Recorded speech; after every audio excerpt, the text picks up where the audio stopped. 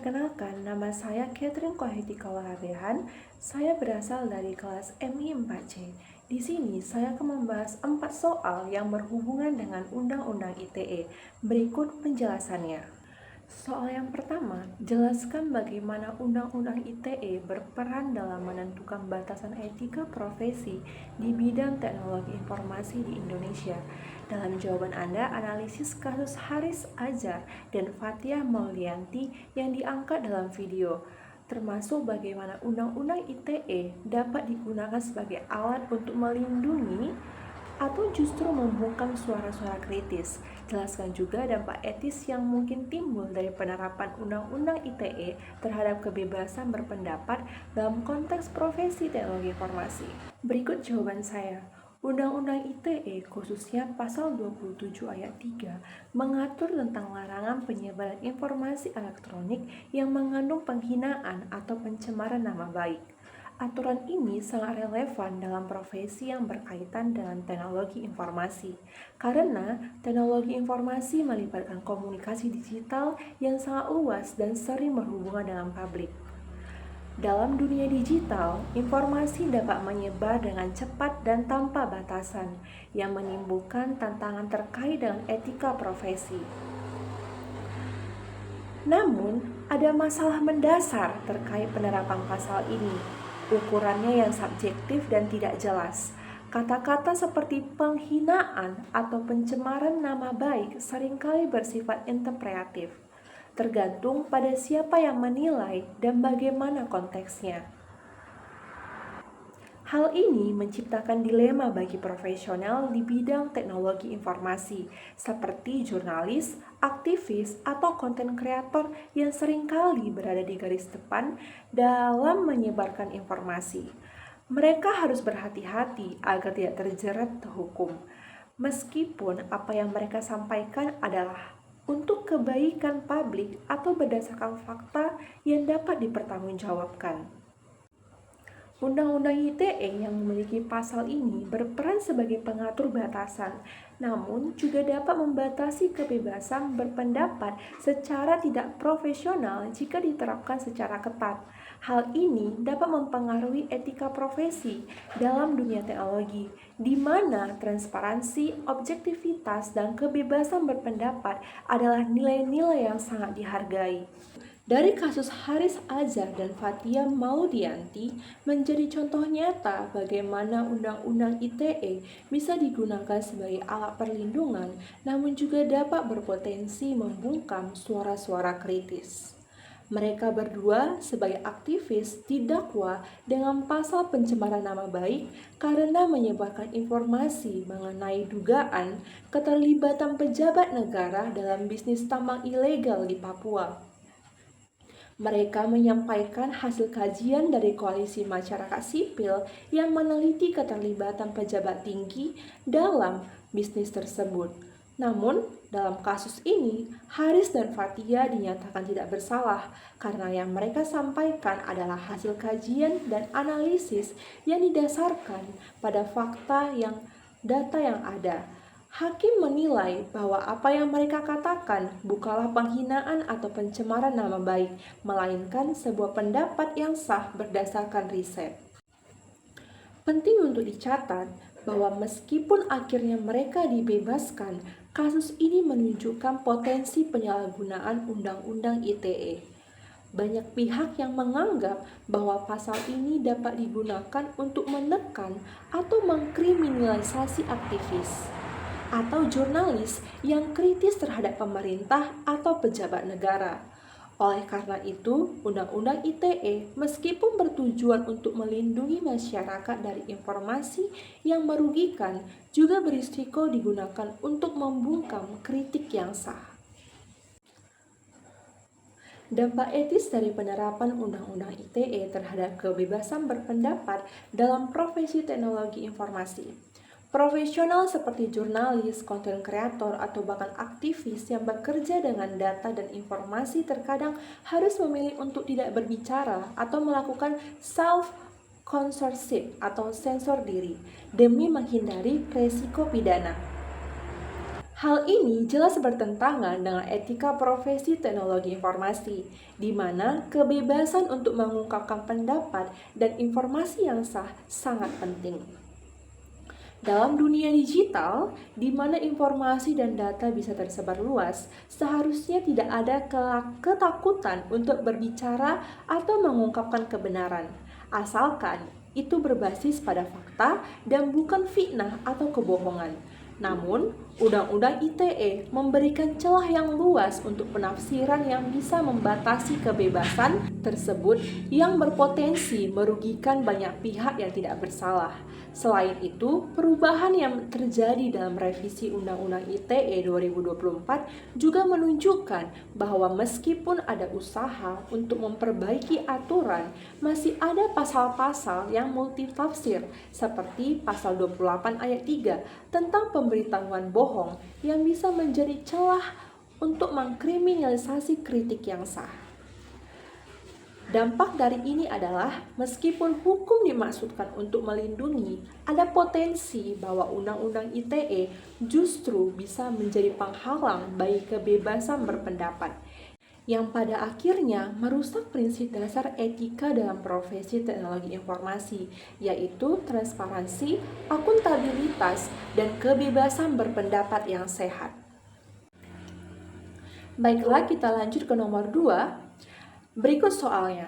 Dalam konteks etika profesi teknologi informasi, diskusikan bagaimana penyebaran judi online yang diangkat dalam transkrip video berkontribusi terhadap fenomena cybercrime di Indonesia.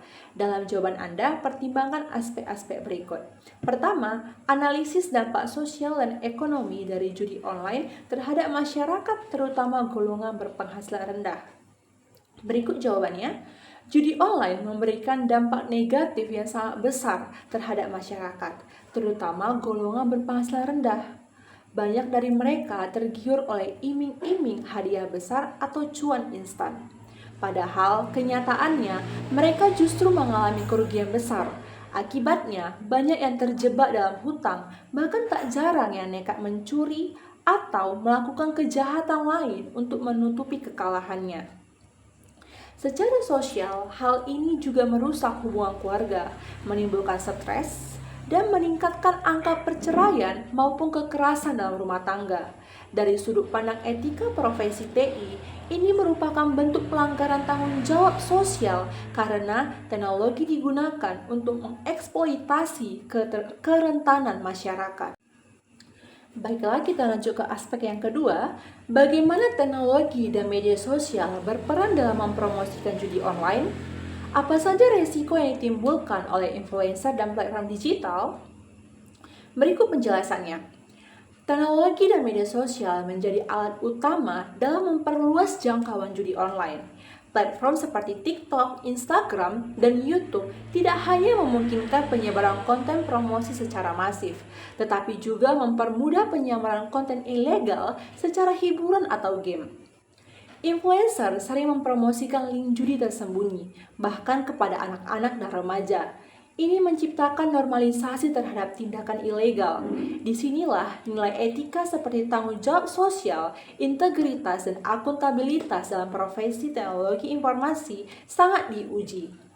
Penyediaan platform sering tidak cukup tegas dalam menyaring konten berbahaya, dan para influencer mengabaikan dampak terhadap pengikut mereka. Aspek berikutnya, apa langkah-langkah yang dapat diambil oleh pemerintah dan regulator untuk menangani masalah ini secara efektif? Diskusikan pentingnya edukasi dan sosialisasi dalam pencegahan cybercrime. Berikut penjelasannya. Solusi pemerintah dan regulator tidak bisa hanya mengandalkan pemblokiran situs. Judi online bersifat dinamis dan selalu muncul dengan domain baru. Pendekatan yang lebih strategis adalah membentuk kolaborasi lintas sektor, mulai dari penyediaan internet, platform media sosial, penegak hukum, hingga institusi pendidikan. Yang tak kalah penting adalah edukasi dan sosialisasi yang masif, bukan hanya kepada siswa dan mahasiswa, tetapi juga kepada orang tua dan masyarakat umum. Edukasi ini harus menyasar pada literasi digital, pemahaman tentang risiko cybercrime, serta penguatan nilai-nilai etis dalam penggunaan teknologi. Berikut soal nomor 3. Diskusikan peran etika profesi dalam mengatasi penyebaran hoaks dan berita palsu di dunia maya berdasarkan video. Dalam jawaban Anda, pertimbangkan hal-hal berikut. Yang pertama, apa tanggung jawab profesional bagi individu yang bekerja di bidang teknologi informasi dan media sosial dalam menyebarkan informasi? Bagaimana mereka dapat berkontribusi untuk memerangi hoaks? Berikut jawabannya. Profesional di bidang teknologi informasi dan media sosial memegang peran krusial dalam menjaga kredibilitas informasi. Mereka memiliki tanggung jawab untuk memastikan bahwa informasi yang disebarkan telah diverifikasi dan tidak mengandung unsur kebohongan atau manipulasi. Penyebaran berita hoaks seperti dijelaskan Gamal seringkali bertujuan menjatuhkan reputasi, membentuk opini publik yang salah, bahkan dapat menyebabkan keresahan sosial. Oleh karena itu, para profesional di bidang ini harus bertindak sebagai penjaga gerbang informasi atau gatekeeper yang bertanggung jawab terhadap kualitas informasi di platform digital. Kontribusi nyata dalam memerangi hoaks dapat dilakukan dengan cara: pertama, menyaring informasi sebelum disebarluaskan. Kedua, menolak menyebarkan konten yang belum diverifikasi. Serta aktif membuat konten edukatif yang mendorong literasi digital masyarakat. Selanjutnya, sebutkan dan jelaskan beberapa prinsip kode etik yang relevan bagi para profesional di bidang media dan teknologi informasi dalam konteks penyebaran informasi. Berikut jawabannya. Beberapa prinsip etika profesional yang relevan dalam konteks penyebaran informasi meliputi: pertama, kejujuran atau integriti. Setiap informasi harus disampaikan berdasarkan fakta dan tidak dimanipulasi. Yang kedua, akuntabilitas. Profesional harus bertanggung jawab atas dampak dari informasi yang disebarkan. Yang ketiga, transparansi. Proses pengumpulan dan penyebaran informasi harus jelas dan dapat dipertanggungjawabkan. Yang keempat, non-malfeasance. Informasi yang disebarkan tidak boleh merugikan individu ataupun kelompok. Berikutnya adalah apa dampak etis dari penyebaran hoaks terhadap reputasi profesional dan institusi? Diskusikan pentingnya transparansi dan akurasi dalam informasi yang disampaikan. Berikut penjelasannya. Penyebaran hoaks dapat menghancurkan reputasi seorang profesional maupun institusi. Sebagaimana disebut dalam video, berita palsu tidak hanya menyerang secara personal, tetapi juga mampu menggiring opini publik hingga pada akhirnya mempengaruhi keputusan sosial dan politik secara luas. Dalam dunia profesional, hal ini akan merusak kepercayaan publik, melemahkan kredibilitas, dan menciptakan keraguan terhadap institusi yang sebelumnya dihormati. Transparansi dan akurasi merupakan fondasi utama dalam menyampaikan informasi yang etis. Tanpa keduanya, masyarakat akan terombang-ambing oleh informasi yang menyesatkan, dan kepercayaan terhadap media dan institusi teknologi informasi akan menurun. Sebagai kesimpulan, etika profesi di era digital sangat dibutuhkan untuk melawan arus hoaks yang masif. Profesional TI dan media sosial harus berpegang teguh pada kode etik mereka, bersikap kritis dan bertanggung jawab agar ekosistem informasi yang sehat dapat tercipta demi masa depan masyarakat yang cerdas dan bijak di dunia maya. Selanjutnya, soal nomor 4. Berdasarkan video, jelaskan apa perbedaan hak cipta, hak moral, dan hak ekonomi. Berikut jawabannya. Yang pertama, hak cipta. Hak cipta adalah hak eksklusif yang secara otomatis dimiliki oleh pencipta saat sebuah karya dituangkan dalam bentuk nyata. Misalnya, ketika seseorang menulis buku, merekam lagu, atau membuat film, maka hak cipta langsung melekat tanpa perlu didaftarkan terlebih dahulu. Jadi, ide yang sudah dituangkan ke dalam bentuk konkret langsung terlindungi secara hukum. Lalu yang kedua, hak moral. Hak moral adalah hak yang melekat secara permanen pada pencipta. Hak ini melindungi hubungan pribadi pencipta dengan ciptaannya. Contohnya, hak untuk tetap diakui sebagai pencipta dan hak untuk menolak perubahan yang merusak karya tersebut. Hak ini bersifat abadi dan tidak bisa dialihkan ke orang lain. Yang terakhir, hak ekonomi. Hak ekonomi adalah hak untuk memanfaatkan karya secara komersial, misalnya melalui penggandaan, distribusi, atau publikasi karya. Hak ini bisa dialihkan atau dijual kepada pihak lain. Jadi, jika ada pihak yang ingin menggunakan karya kita untuk kepentingan komersial, mereka harus membayar royalti atau memberikan kompensasi sesuai kesepakatan. Jadi, kesimpulannya adalah hak cipta terdiri dari dua aspek utama. Yang pertama, hak moral yang berkaitan dengan pengakuan terhadap pencipta, dan hak ekonomi yang berkaitan dengan keuntungan dari pemanfaatan karya. Dan semua hak ini timbul secara otomatis saat karya diciptakan dan dipublikasikan. Sekian jawaban yang dapat saya berikan. Saya Catherine Kwiti Kolahabehan, undur diri. Terima kasih atas perhatiannya.